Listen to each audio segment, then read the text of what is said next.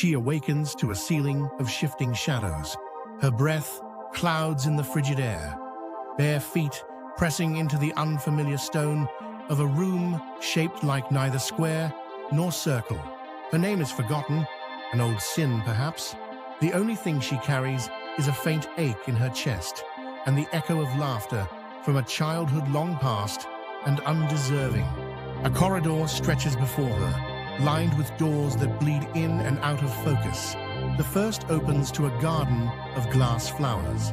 Each petal drips crimson, and beneath their roots, the writhing shapes of old rivals trespass through soil that stinks of regret. She steps past, the soles of her feet sliced by shards, leaving pale footprints behind her. A mirror waits down the hall. She looks inside, but the face smiles back with too many teeth. A silent apology for every kindness she withheld. The gentle shimmer in her eyes is now a mocking glint. She touches the mirror. It splinters and soaks her palm with something colder than blood. Next, a staircase spirals, skyless and endless. On every landing, faces beckon, some pleading, some accusing. She recognizes the woman who begged for help that rainy night and whose body was never found. She presses onward, the staircase slick with old tears. At the top, a room bathed in dusk. Candles gutter on a table, encircling a tarnished locket. She opens it with trembling fingers, revealing a painted miniature of a man she once swore to love. His eyes are hollow, mouth sewn shut by a single strand of her own hair. She closes the locket. The candles die all at once. Thunder shakes the world. The windows shatter. She finds herself outside beneath a violet storm, on streets paved with bones. Figures approach, cloaked and faceless, their hands dripping with the stains of old betrayals. She runs. They follow. She flees into a cathedral whose walls pulse with something alive. The pews are filled with those she wronged, a silent congregation, their wounds declaring her verdict. The altar overflows with coins, each one stamped with her lie of omission, every cowardice she clothed herself in. A scream rattles the stained glass. She remembers the friend she abandoned to fear, the opportunity to speak truth she bartered for silence. The cathedral's bells toll, a jagged cacophony signaling the hour of reckoning.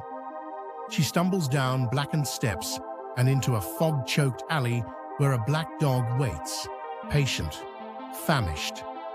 She recalls how she once fed its master poison, smiling all the while. The dog lunges, and her dress stains darker than before. She survives, but leaves a piece of herself gnawed and discarded. Through endless night, the world shifts. Woods of hungering trees, a beach of wasted opportunities, a market of denied forgiveness. She drinks from a chalice, hoping for absolution. It's filled with her weeping, distorted reflection, each swallow heavy with unspoken secrets. At a desperate climb up a clock tower whose hands spin backward, her sins become living wounds upon her skin. Rain falls, the gutters run red. On a rooftop, she sees herself in the next building's window, her reflection oozing out, begging to be let in. She offers mercy, but receives cruelty instead. In twilight, the labyrinth closes in. Stones whisper, roots reach for her, the world hungry for retribution. Her beautiful face contorts with dread. The shimmer in her eyes dims and dies. She is given countless chances to do better. Each time, she fails, choosing silence, choosing self. And so it ends. She returns, always to that strange, cold room. Always awakening, always bleeding, always alone. The faces she failed linger just out of reach. The voices of the damned serenade her through the keyhole. No one can escape the consequences of their actions. Everyone must pay for their sins.